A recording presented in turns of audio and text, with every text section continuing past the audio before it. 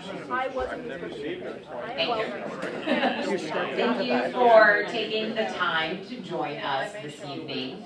We are going to start with some opening remarks from our board chair, who is not able to be here with us this evening. So I have to start the Zoom, but she is expecting her first child in a few weeks. So she is in California, and we will pull her up on the screen to officially welcome all of you. So Leah Weinberg will be joining us momentarily. I want to thank you all for being here with us on this wonderful evening. While I certainly wish that I could be there with you in attendance tonight, I'm currently 38 weeks pregnant. So unfortunately, traveling from my home in San Francisco to Jamestown, New York, as you can likely understand, is not in the cards for me at this time. I do expect to be there with you next year, which I'm very eager for, so that I can see some familiar faces and meet some new faces that are joining us this year. And so with that, I'd like to take a moment to recognize those of you who either have joined or rejoined us at the society level over the last year or so. Your assistance has provided wonderful operational and programmatic support for the Jackson Center during such a critical time. For those of you who are present, as I call your name, I ask that you please either stand or wave to be recognized so that we may honor and welcome you to the family of Jackson Society and leadership supporters. Joshua and Janice Heinz,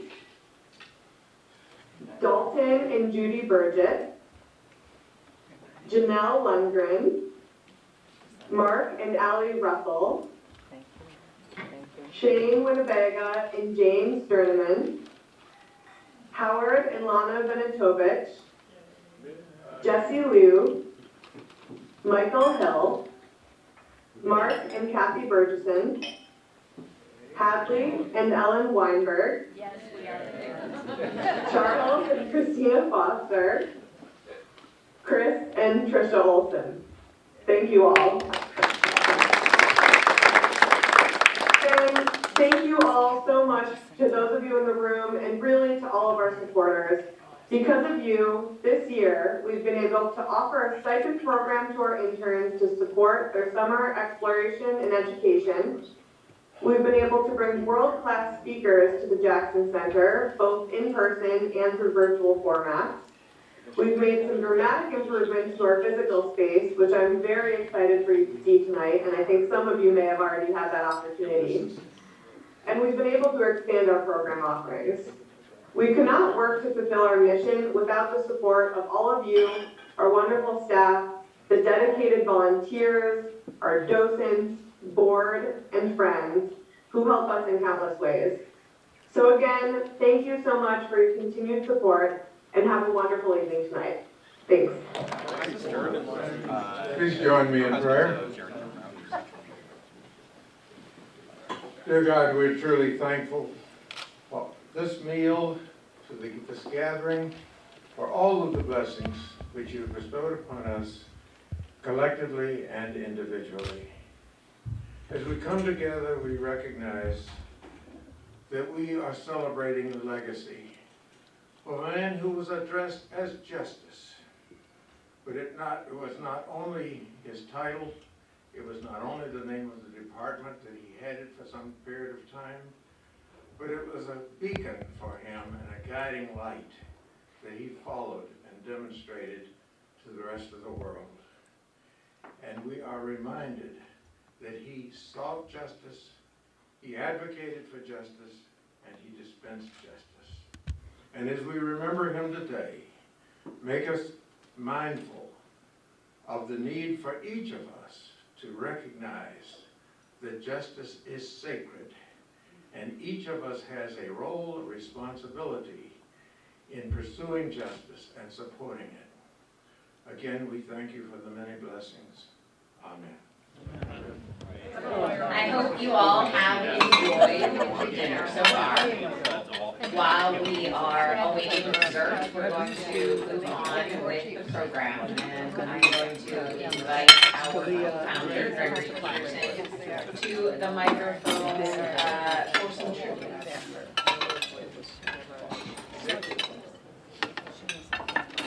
Or as it says in the program, everybody came up and said, Greg, glad you're here. And I wondered if this was the part of the program where, in fact, I pause and see who comes up and talk about me. Yeah, this would be most. Are you here? Yeah. So in memoriam, Greg Peterson, co-founder. Honestly, I'm privileged, and thank you, Krista, for inviting me to do this. It's that point of the program historically in the Jackson Society dinners of times past where it's bittersweet. It really is bittersweet to pause and to reflect on the lives of those who are no longer with us, but we're celebrating lives of people who we're standing on their shoulders. And Kristen said keep it to 5 minutes, and I respect her saying that to me. We'll see. Yes. But I do have, one of the things I do as a force of habit, I guess, when somebody passes that has had some effect on the Jackson Center and therefore indirectly me, I give them memorials. I mean, that's just what I do. That's also one way for me to keep track who passed this past year.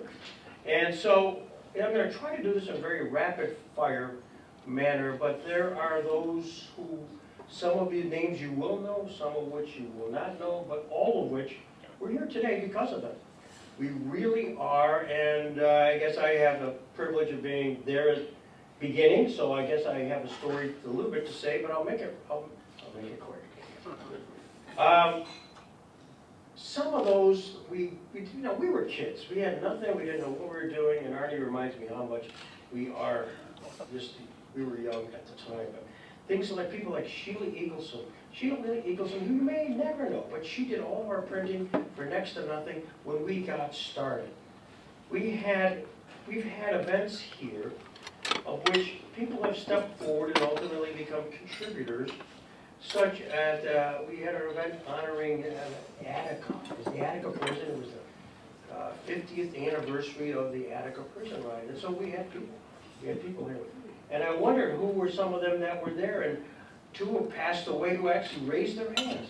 Herb Siegel. Herb Siegel, a very well-known Buffalo attorney who became a friend of the Jackson Center and a friend of Chautauqua as well, raised his hand. He said, I was a young intern. I was a young intern when things happened in Attica. And my job ultimately became to be William Kunstler. So Herb Siegel's job early on was driving William Kunstler around. Paul Webb. Another person who passed away, intimately involved in the Jamestown Bar Association, but became an investigator on behalf of the prisoners who needed representation, and it was Paul Webb. We've had a few people pass away who were programmatic to this year. We've had many people, in fact I was sharing with Professor Barrett, over our long-standing opportunities of speakers here, very few have actually been paid. They've actually required or wanted an honorarium. They've given their time. Not because I asked them, but because it's Jackson. And a couple of those passed away this year. I want to pause. We have a young readers program here, which is well known in our Jackson Center. It's one of our standard bearers. But in the beginning, there was a beginning. We had Jerry Spinelli came, and with him spoke Helen Fagan. Helen Fagan died this past year at 101. She was the Holocaust survivor, Warsaw Ghetto, and she was here because she was on the United States War Memorial Committee with Raleigh Kidder. I was kind of hoping Raleigh would be here tonight. She was an original. So when you go and see the World War II Museum, or the War Museum down there, that's Raleigh Kidder, Helen Fagan. She was here year one, which launched us in our whole Young Readers program. Another person just passed away, Robert Kruger, Ambassador Robert Kruger. He was here at our second International Humanitarian Law Dialogues, and he spoke eloquently. He's a former United States Senator from Texas, and a close friends with Dale Robbins, and he brought Ambassador Kruger here to talk about genocide, and things that were happening in Sierra Leone and Rwanda that ultimately impacted where he was, in fact, the ambassador. We had a couple of friends pass away, their husband and wife. Fran and Tom Galbato. Fran Galbato was docent one. In the days when Raleigh and Carroll Drake, we didn't know where we were going, but we didn't want to deal with visitors all the time. Fran Galbato, who owned Berjotas. These were the people at Berjotas Farm. Great interest in history. She became close friends with Raleigh, and as a result, she became docent one. And so many things that we have around here that are now covered up by nice glossy walls and everything like that. She did, Fran, and she, together with her husband, Tom, who became co-conspirators on our behalf, in fact, took some road shows.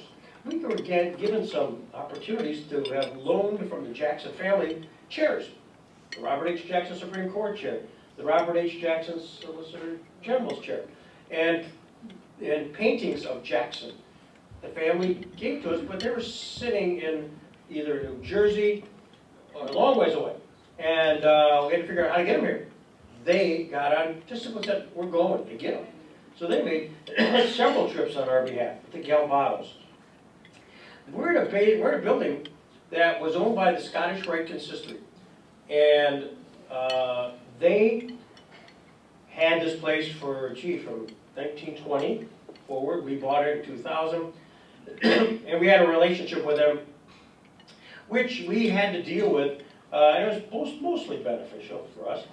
But there were some tough times just negotiating to make sure we had a place upstairs for Don Workman to realize his dream of that second floor and the moving of all the offices upstairs. But we had to have them vacate. And the guy that was instrumental and passed away this past year was Steve Whitaker.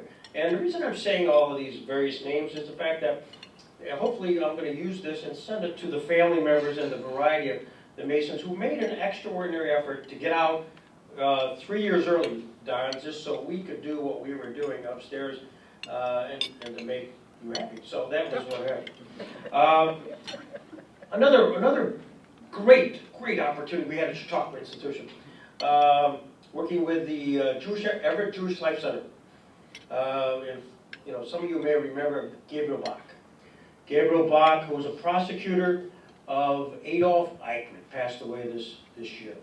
I got to tell you what a thrill for me, for John, and others to be in his presence. He was here for a week, and we worked him. We really did work Gabriel Bach and his wife Ruthie, and they couldn't have been more splendid. But it really put us on the map at Chautauqua. The largest crowds they ever had at the Everett Jewish Life Center was because we had Gabriel Bach. The Robert Jackson statue, you looked at it, you probably saluted when you were here. That wasn't here at the beginning. In the beginning of our life, that didn't exist. That was down on 8th Street as part of the Jamestown High School in front of Love School. And they're created through the Gabby Foundation, through John Hamilton. That's where it stood for other reasons, because we didn't exist. Everybody said, why isn't it here, wasn't here? Well, one fateful time, Cindy and I, we were, our car didn't start. So we're stuck in Fredonia, and Tim Maines, who was the superintendent of schools, was a good sport and said, I'll drive you home. Our car, we like abandoned in Fredonia. And so along the way, we talked to him about the possibility of moving the statue. He goes, it really needs a lot of support. I mean, it really needs help, because he goes, you probably wish you didn't have it, Tim. Well, long story short, and I know Tom, so many people here that have stories, backstories behind all that, we got it. We got it. And we raised a ton of money to move it to here, so now people assume that statue was part of it. Tim passed away this past year.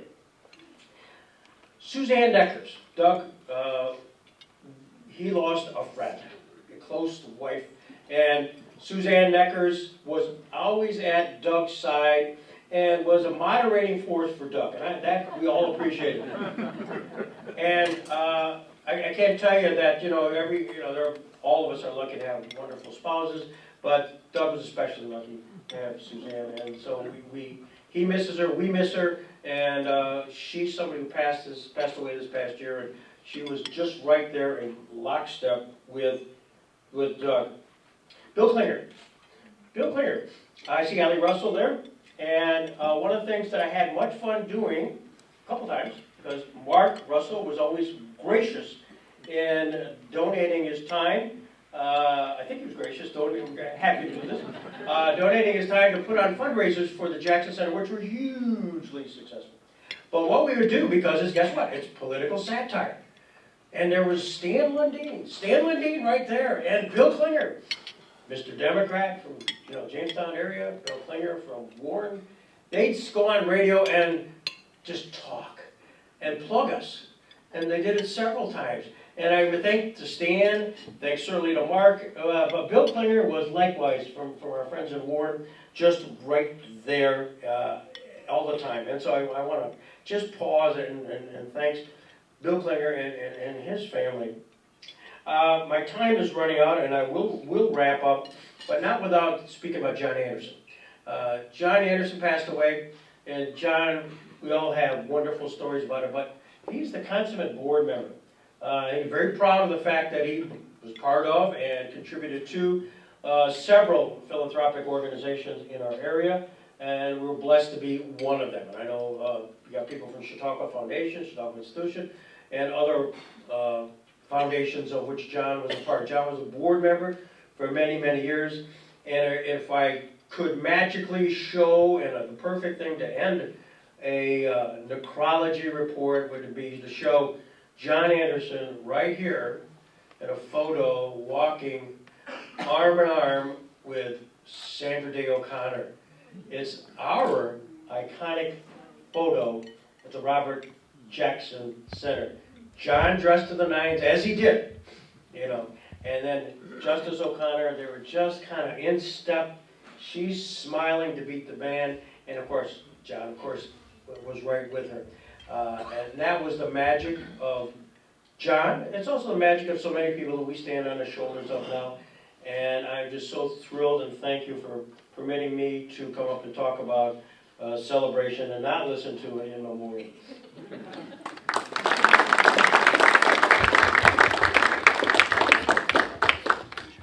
And if anyone is interested in seeing that iconic photo, it is upstairs in the Weeks room on the mantle, so you can see that. All right, so our interns have been with us for about a month, and I inadvertently terrorize every summer's group of interns by making this request. I asked them to put together a video of our year in review.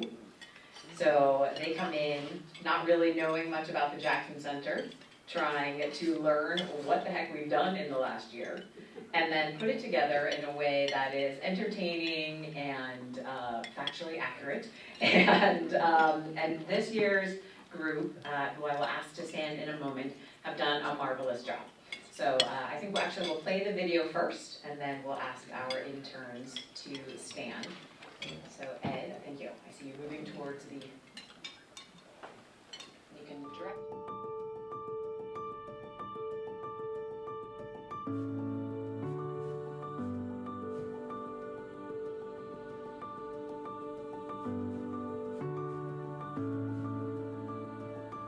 But for just a brief instant in eternity today, many of us saw the pen of history indelibly inscribe the name of Robert H. Jackson, and then move on with the rest of the world. As that historical quill wrote, we all knew the name of Justice Robert H. Jackson would live forever.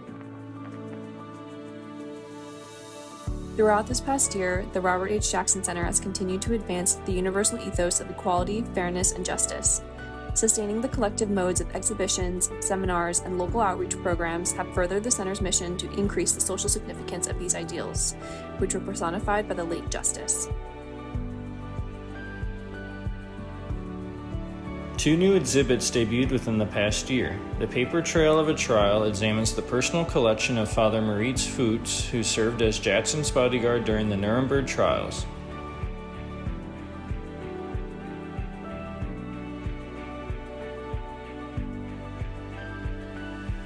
Also, in November, the Art of Social Propaganda debuted, decorating the walls of the center with posters from both world wars that demonstrate the importance of propaganda for governments in times of war.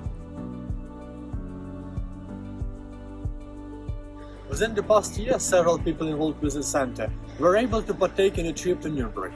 The trip took place on September 30, October 1st and was dedicated to the 75th anniversary of the final judgment of the International Military Tribunal. In Nuremberg, the Jackson Center representatives, along with the International Nuremberg Principals Academy, hosted two high-profile roundtable discussions on further legal implementation of the judgment and its impact on international criminal law. Presented raised different issues, starting with the intersection of law and politics and ending with the living legacy of Nuremberg. Also, this discussion was joined not only by the currently active but also by the former international prosecutors.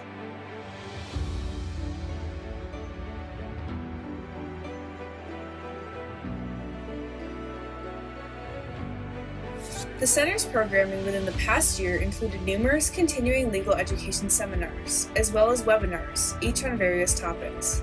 Noted speakers this year have included Brian A. Garner, Jonathan Meyerson, Trini E. Ross, and the Honorable Jeremiah J. McCarthy. And noted seminars have included panels on the 75th anniversary of the verdict of the International Military Tribunal with numerous luminaries. The Cold War Secrets Revealed event proved popular as well, featuring many well-known speakers. Our most recent speaking event was the annual Alan March Brown Lecture, which featured Richard Overy. The T-Tech Speaker Series featured two different programming themes. The Work Left to Do, which concluded in 2021, hosted speakers such as David Sierra, Raymond C. Pierce, Marcy Roth, and Don Skaggs. Conversations encompass broader perspectives of equity gaps in education, disability rights, and restorative justice to understand prevailing universal and legal challenges. The ongoing Democracy on Trial series, introduced in the former half of the year, features speakers such as Atiba Ellis, David Crane, Stefan Lindberg, Alex Spados, and Caitlin Stauffer. Continuing discussions include freedom of speech, importance of judicial diversity, and voting rights. As the Center's programming continued to progress post-COVID, we were glad to be back and participating in Doors Open Jamestown. Thank you to everyone who came out and participated. This year, for the Center's annual fundraiser, we held the Fashion Fantasia event, where we netted more than $14,000 from ticket sales, auction proceeds, donations, and sponsorships. Thank you to Macy's and Chico's for donating clothes, and thank you to all of the local models who participated.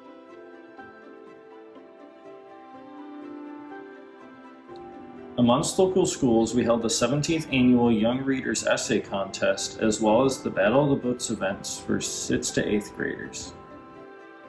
As in years past, the Center also held multiple Living Voices educational programs focusing on topics such as immigration, the Holocaust, the suffrage movement, the civil rights movement, and the internment of Japanese Americans. The Robert H. Jackson Center was also able to offer the Living Voices program to Warren County schools due to a generous donation from Worley Industries. Lastly, as Jamestown considers becoming a resettlement city for refugees, the center hosted a discussion with Karen Angelina Scott, the CEO of Journey's End Refugee Services. Throughout this year, the Robert H. Jackson Center welcomed 2 new employees and 5 new summer interns.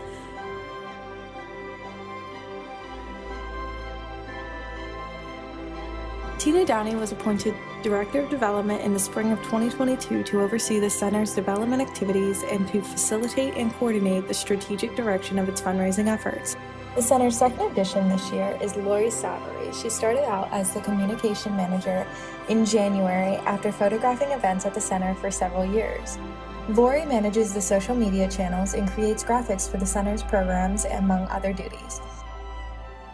As always, the Center would like to thank our donors for their generosity and the board for their support of all of our endeavors. We'd also like to extend our gratitude to the community for allowing us to continue the work and legacy of Robert H. Jackson. Thank you all.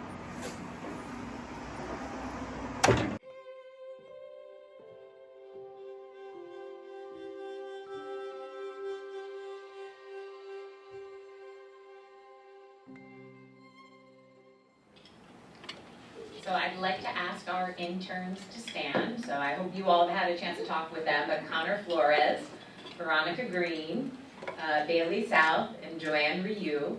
And you will also notice one intern who is not here. So Horji Sitnik is joining us from Lviv, Ukraine, virtually this year for our summer.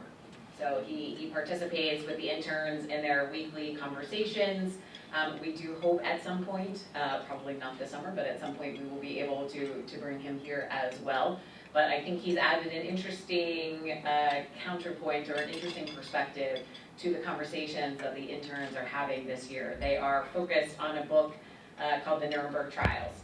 And their written work and their conversations that they have weekly with Professor Raab are on this book and bringing in the paper topics that they're writing on in their own readings. And so I would appreciate it if everybody would join me in a round of applause for James.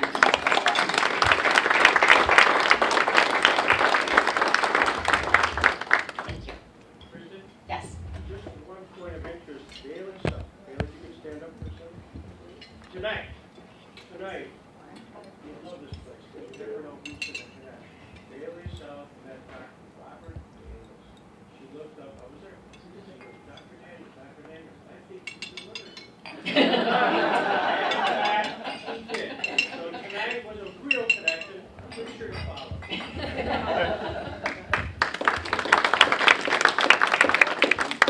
And yes, it is true, you never know who you're going to meet in connection with the Jackson Center. So, bringing us to the final portion of our program is the State of the Center. And tonight we get to share our gratitude with all of you on the eve of the anniversary of Justice Jackson's appointment to the U.S. Supreme Court. The timing of the Robert H. Jackson Lecture on the Supreme Court of the United States does not always work out so fortuitously, but it has this year. So tomorrow, Professor Reva Siegel will give her lecture on the 81st anniversary of Jackson's appointment as Associate Justice. It's hard for me to imagine that 3 years into my role here, I'm still having firsts. But this is actually the first time I have delivered the State of the Center discussion. My first year here, I was about 6 weeks in, I think, and so Greg thankfully took on that role because I barely had an understanding of what the center was doing at that point, let alone an ability to talk about the state of it. The best word I can think of in this instance to describe the state of the center is growth. In March, I presented our board with my list of big ideas, which covers programs, staffing, the building, our board and volunteers. Early in my tenure here, Greg, I think it was day 2, maybe day 3, Greg interviewed me. And I did not realize, actually I feel as if I was told by everybody that that was a rite of passage. I just did not expect it so early in my tenure. And I used a phrase then that I return to time and again. And that is that my idea for the Jackson Center is that we are firmly rooted in this community, but we've grown wings and flown. And so we are prioritizing the efforts and investments into our staff, our building, our programs, our board, and our volunteers to finally achieve the visions of our co-founders, to bring the Jacksonian lens and legacy to the wider world. And the last few years certainly have shown us that we have an amazing role to play in the world today. And we are galvanized to make changes now to enable us to meet that challenge tomorrow. And I have some very big dreams for the Jackson Center. First, let's start with our internship program. Last summer, we were able to provide a stipend to our interns for the very first time. This year, we were able to increase that stipend and take our interns to Washington, D.C. as part of their summer experience. And all of this was made possible because of the generous support of our donors. Our ultimate goal is to endow the internship experience, to continue its growth and expansion, and to ensure it is one of the most sought-after internships in the world. And I am not the only one dreaming. In late 2021, the Jackson Center Board signed a resolution to participate in a capacity building program to help propel the Jackson Center into its next phase. So over the last several months, a small working group of board and staff reviewed our mission statement, our vision statement, and have identified 5 pillars on which to focus.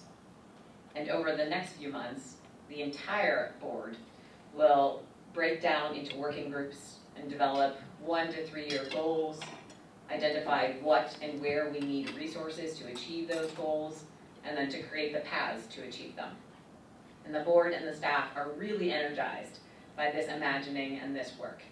So look for more to come on this before the end of the calendar year. In May 22, the Jackson Center did a roadshow in Washington, D.C., one of the first times that has occurred. We met with a number of the Jackson Center family one-on-one and also hosted a gathering to share our accomplishments and our plans. You have heard, or are about to hear, of many of our successes this evening, but one of our plans for Washington, D.C. is more regular programming in that location. We have a natural tie to that area, and the Jacksonian lens is unique, instructional, and very necessary. One of the things that has brought me a lot of joy and a few headaches over the last several months had its generation last summer here at this dinner. Don Wertman, one of our Jackson Center board members, shared with you the bones at that point of our repurposing and renovation project for the center's physical spaces. Hopefully, many of you took the opportunity to tour the renovated spaces or explore on your own. And although the project is not quite completed, as you saw from the thermometer upstairs in the lobby, we're about 90% of our way to this goal. And you can already see the big difference that it makes. We have opened up additional rooms for exhibits and to host classes and to gather our communities. We've expanded the accessibility of the building to enable everyone to use our space comfortably and safely. And this is really the first step on a path of increased accessibility for everything that we do. As you heard in the video, our programming theme for 2022 is Democracy on Trial. The inspiration came from a speech that Robert Jackson gave in January of 1941. With our Jacksonian lens firmly affixed, we are looking at the pressures on, challenges to, and opportunities for democracy and democratic institutions, both here in the United States and around the world. And there are a number. According to the Varieties of Democracy Institute, with whom we kicked off our programming year, democracy on a global scale is in a downturn. Fewer people are participating in their country's processes. Polarization is increasing to, quote, toxic levels, meaning that respect for counter-arguments and associated aspects of the deliberative part of democracy have gotten worse. Misinformation is shaping domestic and international opinion, and the number of governments using misinformation is also increasing. And we are doing our part to have conversations that address these challenges to democracy.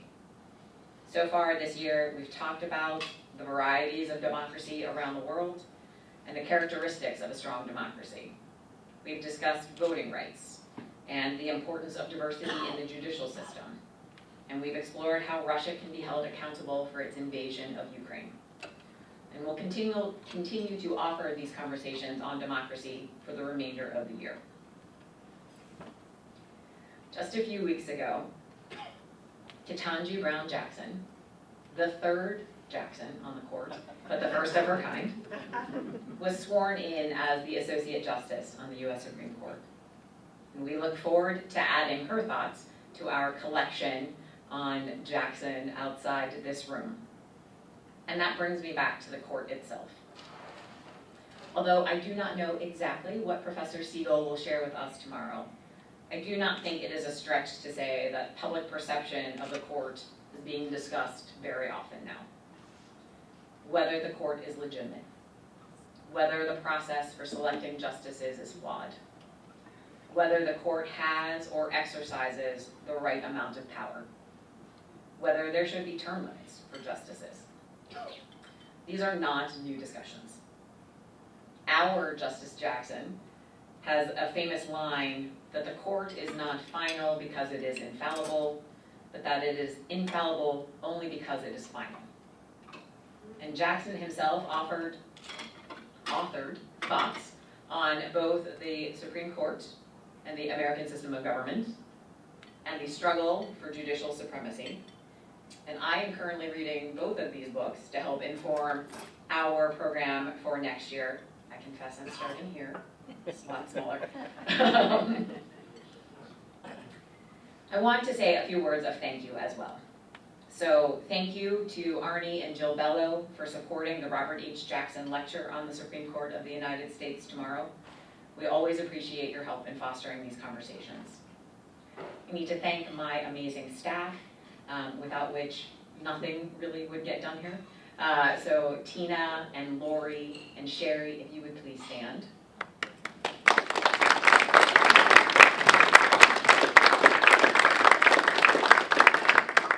We also have a number of volunteers in our world, especially our wonderful docents. And I believe, Mel, you are the only docent here with us this evening. Thank you for being here. And then I would like to ask all of the current and former board members of the Jackson Center please to stand.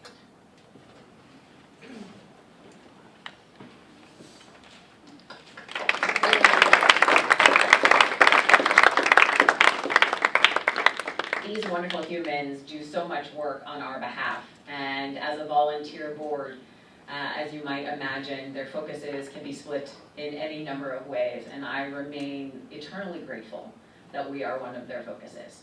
So with that, I want to thank you all for being with us this evening. Certainly if you have any questions about the state of the center or anything that we're doing, just don't hesitate to ask. And I wish you a wonderful rest of your summer. We hope to see you all tomorrow at 3:30 p.m. at the Hall of Philosophy for Reva Siegel's lecture. So look for us there. You will have more time to catch up with the interns if you did not have a chance to do that tonight. And thank you all for being with us.